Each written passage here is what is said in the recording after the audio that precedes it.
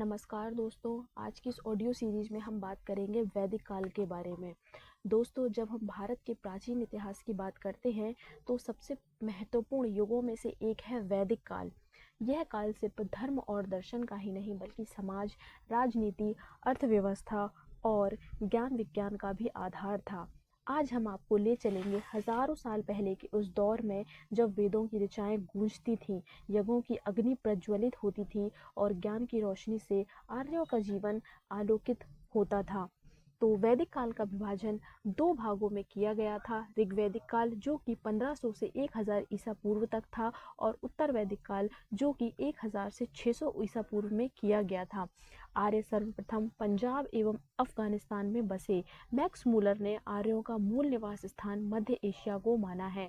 आर्यों द्वारा निर्मित सभ्यता वैदिक सभ्यता कहलाई। यह एक ग्रामीण सभ्यता थी। आर्यों की भाषा संस्कृत थी। आर्य शब्द भाषा समूह को इंगित करता है। आर्यों के प्रशासनिक इकाई आरोही क्रम में इन 5 भागों में बटा था: कुल, ग्राम, विश्व, जन और राष्ट्र। ग्राम का मुखिया ग्रामणी, विश्व का प्रधान विश्वपति एवं जन का शासक राजन कहलाते थे। राज्य अधिकारियों में पुरोहित एवं सेनानी प्रमुख थे। वशिष्ठ रूढ़िवादी एवं विश्वामित्र उदार पुरोहित थे। सूत, रथकार व कम्मादि नामक अधिकारी रत्नी कहे जाते थे। इनकी संख्या राजा सहित 12 हुआ करती थी। पुरुप, दुर्गपति एवं स्पश जनता की गतिविधियों को देखने वाले गुप्तचर होते थे। बाजपति गोचर भूमि का अधिकारी होता था। उग्र अपराधियों को पकड़ने का कार्य करता था। ऋग्वेद में किसी तरह के न्यायाधिकारी का उल्लेख नहीं है। सभा एवं समिति राजाओं को सलाह देने वाली संस्था थी। सभा श्रेष्ठ एवं संभ्रांत लोगों की संस्था थी, जबकि समिति सामान्य जनता का प्रतिनिधित्व करती थी। इसके अध्यक्ष को ईशान कहा जाता था। स्त्रियां सभा एवं समितियों में भाग ले सकती थीं। युद्ध में कबीले का नेतृत्व राजा करता था। युद्ध के लिए गविष्टि शब्द का प्रयोग किया गया है, जिसका अर्थ है गायों की खोज। दशराग्य युद्ध का उल्लेख ऋग्वेद के 7वें मंडल में है। यह युद्ध परुष्णी नदी के तट पर सुदास एवं 10 जनों के बीच लड़ा गया, जिसमें सुदास विजयी हुआ और ऋग्वेदिक समाज 4 वर्णों में विभक्त था। ये वर्ण थे ब्राह्मण, क्षत्रिय, वैश्य और शूद्र। यह विभाजन व्यवसाय पर आधारित था। ऋग्वेद में 10वें मंडल में पुरुष सूक्त में चतुर्वर्णों का उल्लेख मिलता है।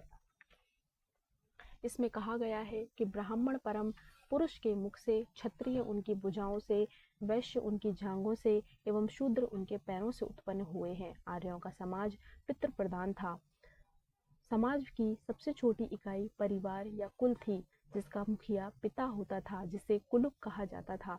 स्त्रियां इस काल में अपने पति के साथ यज्ञ कार्य में भाग लेती थीं। बाल विवाह एवं पर्दा प्रथा का प्रचलन नहीं था।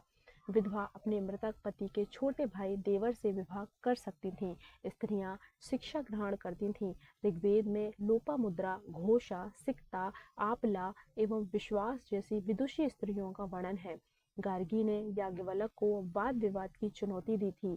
जीवन भर अविवाहित रहने वाली महिलाओं को अमाजू कहा जाता था। जीविकोपार्जन के लिए वेद वेदांग पढ़ाने वाले अध्यापक उपाध्याय कहलाते थे। आर्यों का मुख्य पेय पदार्थ सोमरस था। यह वनस्पति से बनाया जाता था। आर्य मुख्यतः 3 प्रकार के वस्त्रों का उपयोग करते थे: वास, अधिवास और उष्णीष। अंदर पहनने वाले कपड़े को नीवी कहा जाता था। महर्षि कणाद को भारतीय परमाणुवाद का जनक कहा गया है। आर्यों के मनोरंजन के मुख्य साधन थे संगीत, रथ दौड़, घुड़दौड़ एवं धुत क्रीड़ा। आर्यों का मुख्य व्यवसाय पशुपालन एवं कृषि था। गाय को अघन्या, न मारे जाने योग्य पशु की श्रेणी में रखा गया था। गाय की हत्या करने वाले या उसे घायल करने वाले के लिए वेदों में मृत्युदंड अथवा देश से निकालने की व्यवस्था की गई है। आर्यों का प्रिय पशु घोड़ा एवं सर्वाधिक प्रिय देवता इंद्र थे। आर्यों द्वारा खोजी गई धातु लोहा थी, जिसे श्याम अयश कहा जाता था। तांबे को लोहित अयस्क कहा जाता था। भारतीयों को लोहे का ज्ञान ईसा पूर्व 8वीं सदी में प्राप्त हुआ था। व्यापार हेतु दूर दूर तक जाने वाले व्यक्ति को पड़ी कहते थे। लेन देन में वस्तु विनिमय की प्रणाली प्रचलित थी। ऋण देकर ब्याज देने वाले को बैंकनोट या सूदखोर कहा जाता था। मनुष्य एवं देवता के बीच मध्यस्थ की भूमिका निभाने वाले देवता के रूप में अग्नि की पूजा की जाती थी। ऋग्वेद में उल्लेखित नदियों में सरस्वती सबसे पवित्र मानी जाती थी। ऋग्वेद में गंगा का एक बार, यमुना का उल्लेख 3 बार हुआ है। इसमें सिंधु नदी का उल्लेख सर्वाधिक बार हुआ है। उत्तर वैदिक काल में इंद्र के स्थान पर प्रजापति सर्वाधिक प्रिय देवता हो गए थे। विष्णु के 3 पगों की कल्पना का विकास उत्तर वैदिक काल में ही हुआ।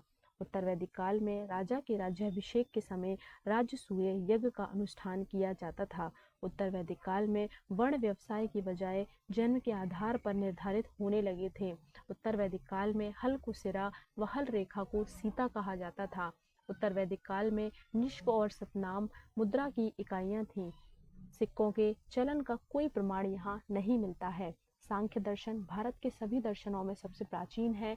इसके अनुसार मूल तत्व 25 हैं, जिनमें प्रकृति पहला तत्व है।